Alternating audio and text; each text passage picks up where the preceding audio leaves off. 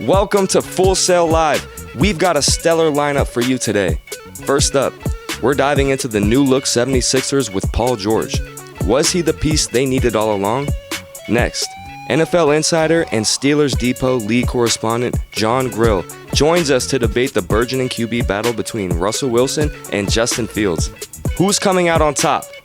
And finally, we're exploring the NFL's Skycam technology. With views so immersive, you feel like you're right on the field, all from the comfort of your living room. We'll take a look at the makings of and what it takes to produce these amazing shots. Stay tuned. It's all coming up on Full Sail Live. Welcome back to Full Sail Live. I'm your host, John Gregory, and today we'll be going over the blockbuster trade that is shaking up the NBA landscape. Free agent forward Paul George has signed to the Philadelphia 76ers on a massive 4-year, $212 million contract. And this move's got everyone asking, how will George transform the 76ers? And is this the team that will finally dethrone the Celtics in the East? Stay tuned for all the details and more on this game-changing trade. Paul George's free agent signing with the Philadelphia 76ers is a monumental shift in the NBA landscape. The deal, finalized in early July, saw George sign a 4-year, $212 million contract. The Los Angeles Clippers, facing financial constraints and unwilling to match the salary of their other star, Kawhi Leonard, decided to part ways with George. This strategic move has opened new doors for both the 76ers and George himself. Paul George brings a wealth of experience and versatility to the 76ers. Known for his scoring ability, defense, and leadership, George is expected to complement Joel Embiid and Tyrese Maxey, forming a formidable trio. This new lineup marks a significant departure from the past iterations of the team, which often struggled with consistency and depth. In addition to George, the 76ers have made other key acquisitions. Reggie Jackson has joined the backcourt, providing much-needed depth and playmaking ability. His experience as a starter and bench player makes him a valuable asset. Eric Gordon, another veteran addition, brings shooting and scoring off the bench.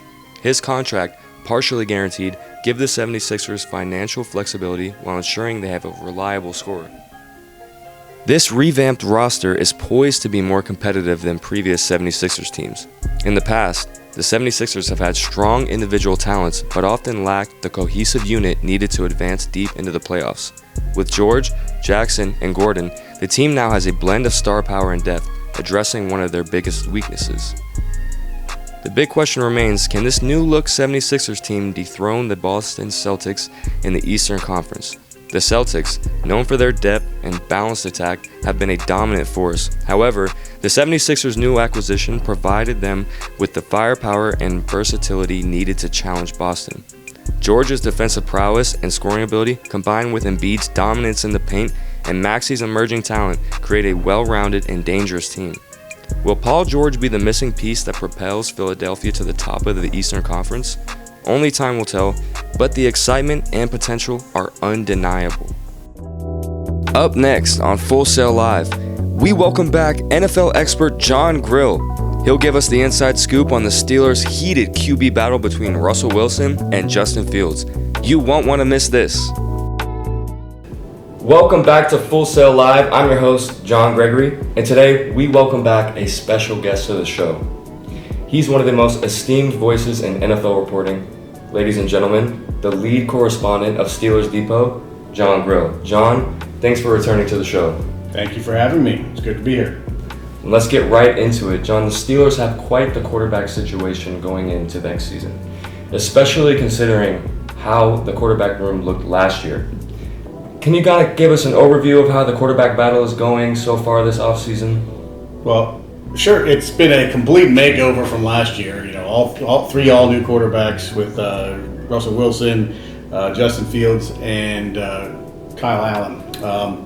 And according to Mike Tomlin, Russell Wilson has the pole position on the starting job. But as of yet, first 2 days of practice, he hasn't been able to get on the field. So we'll see. If he doesn't get on the field soon, we'll see how long he stays in that pole position. Right. Regarding him not being on the field, he's dealing with a calf injury. I mean, how do you think this affects the dynamics of the quarterback battle? I mean, does this give Justin Fields a wider door to step in as the starter? Absolutely. It kicks the door wide open for Justin. Like I said, the longer Russell stays off the field, the more opportunities Justin Fields has to show that he can be the guy and he can be that, live up to that top draft billing that when he was drafted by Chicago. And we've heard that he's taking first-team reps and he's made a lot of strong impressions. From what you've seen and heard, what are some of the key factors that could help him take over the starting position in the future? I think the key for him to show is consistency. He's flashed that athletic ability that everyone knows he has, and had some of those flashes of that wow, but it's the consistency. It's maintaining the accuracy. He's got a good, accurate deep ball, but on the intermediate throws, he's been kind of off the mark a little bit. If he can pick that up, clean that up, that'll bode well for him. So, looking beyond the season, how do you see the Steelers' quarterback situation evolving? I mean, if Fields wins the job, what could this mean for the team's future, and what could it mean for Russell's future? Well, I mean, it's completely up in the air right now, and there's a lot of questions to be answered. Yeah, Pittsburgh has two very talented quarterbacks with question marks on their resume, and if one of them, either one of them, can really put a stamp on this team and take control of it and make his mark, then that person could be signed long term for next year and the following. Steelers have plenty of cap room, so even if Russell Wilson does well, they've got a ton of cap room to play with next year. They can make it happen with either one. Day one, who's your starter? At this point, day one, you got to think it'd be Russell. He is the long-term veteran. He's got a much better resume than Justin has. So, as Mike Tomlin said, he's in that pole position. So you got to think he gets the advantage to start day one. But if he does falter, I think you could be by midseason. You could certainly see Justin stepping in, especially by that week 9 bye week and coming back in week 10. Well, you heard it here, folks. John, always a pleasure having you on the show, and we are looking forward to seeing how this quarterback battle evolves. Absolutely. It's going to be an exciting thing to watch, so thank you. Up next on Full Sail Live, we're diving into the NFL's Skycam technology. Discover how this innovative camera system puts you right in the middle of the action, and how they take shots like these. Stay tuned for more. Welcome back to Full Sail Live. Today, we're diving into the fascinating world of Skycam technology, a game changer in sports broadcasting. The Skycam was invented by Garrett Brown in the early 1980s. Brown was already famous for creating the Steadicam, developed Skycam to provide dynamic aerial views of live events. The system uses a network of cables and computer-controlled winches to maneuver a camera smoothly through the air, capturing immersive angles that were previously unimaginable. The first significant use of Skycam in sports broadcasting was during an NFL preseason game between the Chargers and 49ers in 1984. The technology quickly gained traction due to its ability to bring viewers closer to the action, providing perspectives that traditional ground-based cameras could not achieve.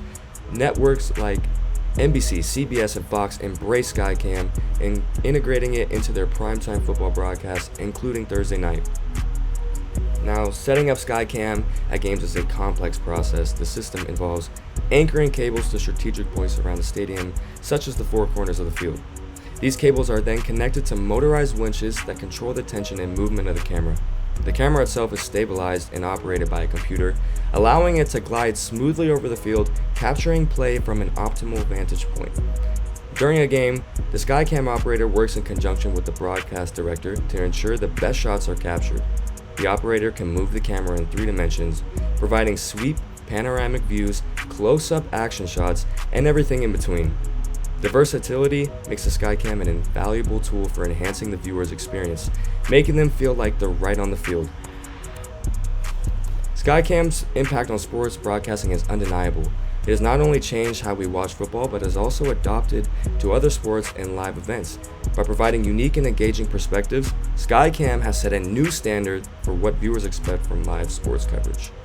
So, as we continue to enjoy thrilling NFL games, let's take a moment to appreciate the innovation behind Skycam and how it has transformed our viewing experience. Thank you all for joining us today. It has been a pleasure bringing you these stories. We look forward to seeing you next week on Full Sail Live.